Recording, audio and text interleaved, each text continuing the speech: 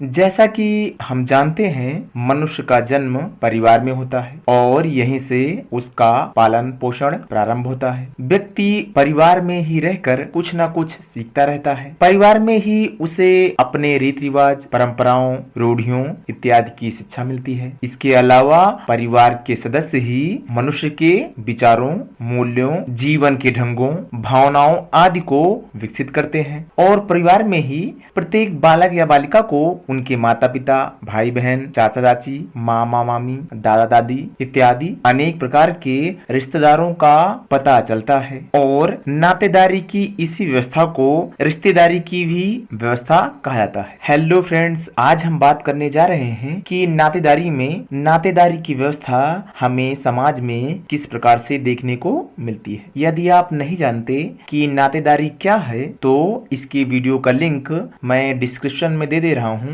आप वहां से जाकर के नातेदारी क्या होती है इसके विषय में जानकारी कर सकते हैं। तो नातेदारी व्यवस्था में हम कौन कौन से ऐसे टॉपिक हैं जिनको पढ़ने वाले हैं, एक बार उनको देख लेते हैं। नातेदारी की अवधारणा, नातेदारी की शब्दावली, नातेदारी की रीतियां, उत्तर पूर्व और दक्षिण पश्चिम भारत में मातृवंशी समुदाय में नातेदारी का संगठन और अंत में इरावती कर्वे का नातेदारी व्यवस्था संबंधी विचारों का अध्ययन करेंगे। नातेदारी की अवधारणा की बात करें तो नातेदारी में उन व्यक्तियों को सम्मिलित किया जाता है जिनका परस्पर संबंध वंशावली या वंशानुक्रम के आधार पर होता है। ऐसे संबंधों के लिए समाज की स्वीकृति आवश्यक है, क्योंकि गोद लिया बच्चा भी परिवार वालों का नातेदार बन जाता है। यदि हम वंशावली या वंशानुक्रम को समझे तो वंशानुक्रम शब्द का अर्थ उन मान्यता प्राप्त सामाजिक संबंधों से होता है जिन्हें एक व्यक्ति अपने पूर्वजों के साथ जोड़ता है और पूर्वज वह है जिसकी वह संतान है। अर्थात एक व्यक्ति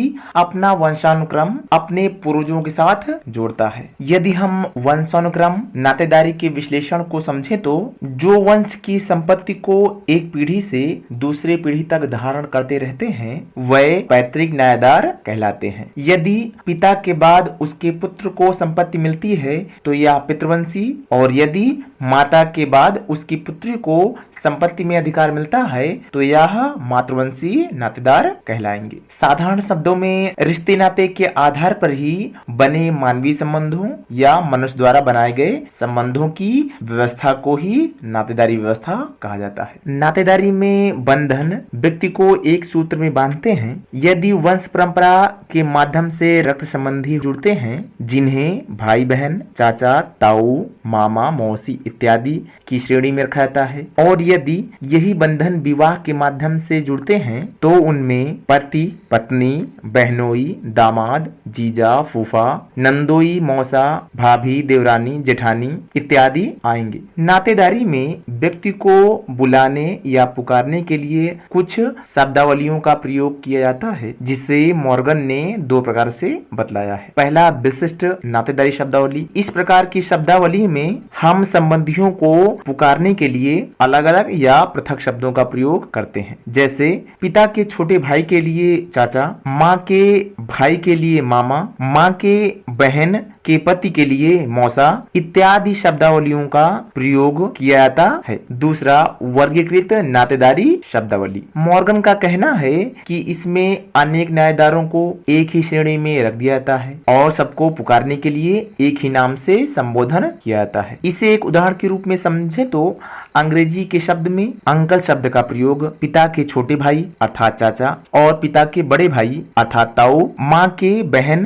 के पति अर्थात मौसा के लिए और पिता की बहन के पति अर्थात फूफा इत्यादि सभी संबंधियों के लिए अंकल का ही प्रयोग किया जाता है। मॉर्गन के अलावा जेपी मॉडोक ने भी वैश्विक आधार पर नातेदारी की शब्दावलियों को 6 प्रकार से विभाजित किया है। पहला, ओमाहा, चचेरे भाई को भाई कहा जाता है। दूसरा, क्रो, पिता के भाई के बच्चे या माँ की बहन के बच्चे को भाई या बहन कहा जाता है। तीसरा, हवाइन, सभी चचेरे भाई या बहन को हवाइन कहा जाता है। चौथा इरोक्यूस, पिता के भाई के बच्चे या माँ की बहन के बच्चे को भाई या बहन कहा जाता है। और माँ के भाई के या पिता की बहन के बच्चे को कजिन्स कहा जाता है। पांचवा एस्कीमो, सभी कजिन्स को कजिन्स कहा जाता है, चाहे वह बुआ, चाचा, मामा, मौसी के बच्चे हों। छठा सुडानी अर्थात कजिन्स, पिता के भाई के बच्चे या माँ की बहन के बच्चे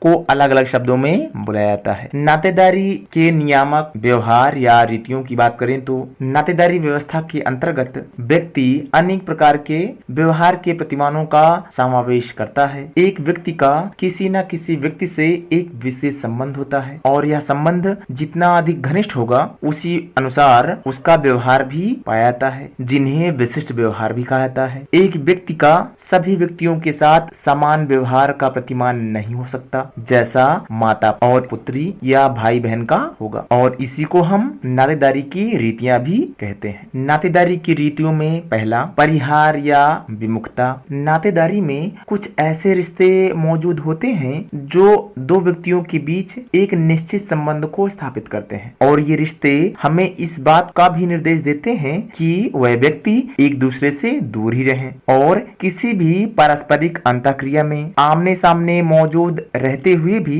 सक्रिय रूप से भाग ना ले या सम्मिलित ना हो। इस प्रकार के संबंध पुत्र वधू अर्थात बहू तथा सास ससुर का संबंध भी इसी श्रेणी में आता है। युकाधीर जनजाति में एक ऐसा भी नियम है कि एक वधू कभी भी अपने ससुर या ज्येष्ठ के चेहरे को ना देखे और ना ही दामाद को अपनी सास ससुर का चेहरा देखना चाहिए। नातेदारी की रीतियों में दूसरा परिहास संबंध। नातेदारी की रीतियों में परिहास संबंध परिहार के बिल्कुल विपरीत पाया जाता है। जहाँ परिहार दो संबंधियों को एक दूसरे से दूर ले जाता है, वहीं परिहास संबंध दो व्यक्तियों को निकट लाता है। इसको एक निश्चित अर्थ में समझें तो यह दो व्यक्तियों को मधुर संपर्क या संबंध सूत्र में बांधता है और यह दोनों को एक दूसरे के साथ हंसी मजाक करने का भी अधिकार देता है या प्रदान करता है। इसे एक उदाहरण के रूप में समझें तो देवर भाभी, जीजा साली, साले बहनोई, नंद भाभी, मामा भांजा, चाचा भतीजा या भतीजी में परिहास संबंध हमको देखने को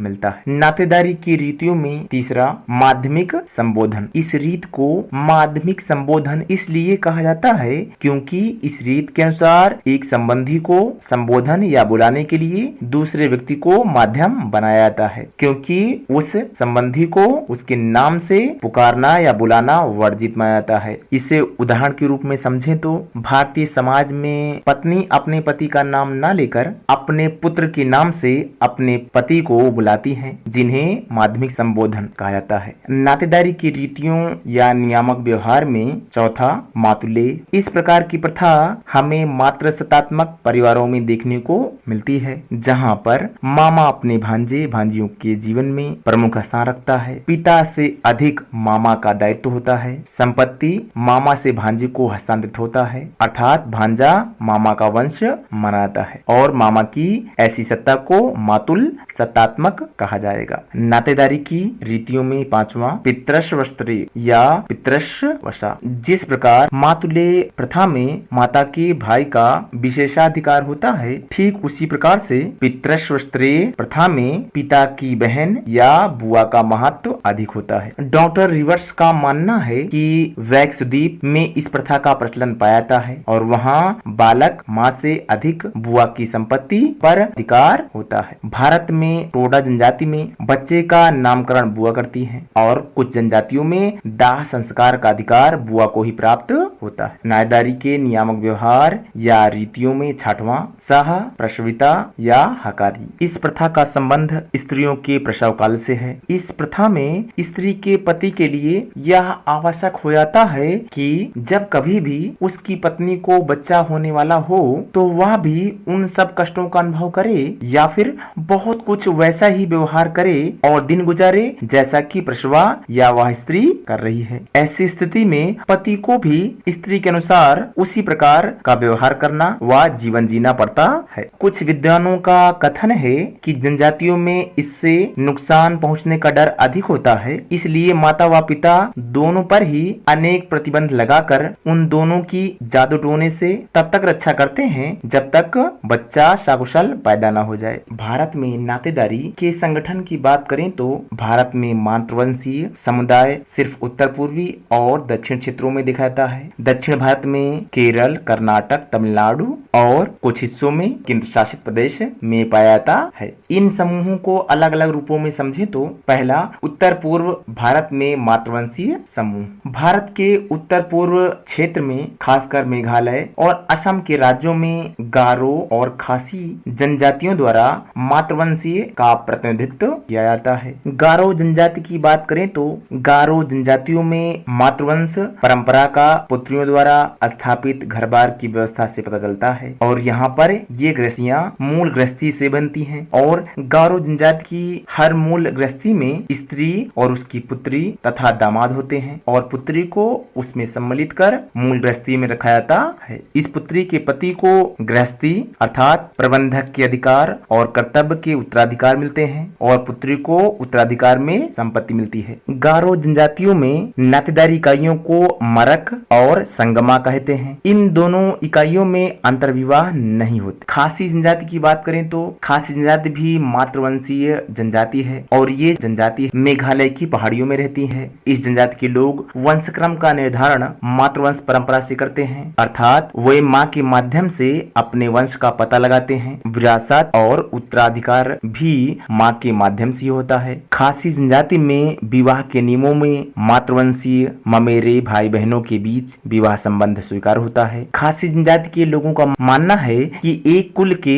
सभी सदस्य एक महिला पूर्वज के वंशज होते हैं और उन्हें एक कुल कहता है। दक्षिण पश्चिम भारत में मातृवंशीय समूहों की बात करें तो भारत के दक्षिण पश्चिमी क्षेत्र में केरल राज्य मातृवंशीय समुदायों का गढ़ रहा है। यहाँ नायर समुदाय और केंद्र शासित प्रदेश लक्षद्वीप में मातृवंशीय मुस्लिम समुदाय की विशेषताओं का उल्लेख किया जाता है। नायर समुदाय की बात करें तो नायर जनजातियों में अलग अलग नामों वाली जाति का श्रेणियां पाई जाती हैं और उनमें 3 प्रकार की भिन्न भिन्न नातेदारी व्यवस्था होती है और यह व्यवस्था उत्तरी केरल, मध्य केरल, त्रावणकोर के आसपास दक्षिणी क्षेत्रों में हमें देखने को मिलती है। नायर जनजातियों में अंतरजातीय अनुलोम विवाह देखने को मिलता है। लक्षद्वीप के मातृवंशीय मुसलमानों की बात करें तो लक्षद्वीप क्षेत्र के मातृवंशीय मुस्लिम केरल के आप्रवासी हिंदुओं के वंशज हैं। ऐसा माना जाता है कि कालांतर में उनका इस्लाम में धर्म परिवर्तित हो गया। वे विस्थानिक आवास का पालन करते हैं। विस्थानिक आवास का तात्पर्य पति और पत्नी अलग अलग स्थानों में रहते हैं। इस द्वीप में मातृवंशीय परंपरा की आम इकाई तारवाड़ है। और अंत में इरावती कर्वे का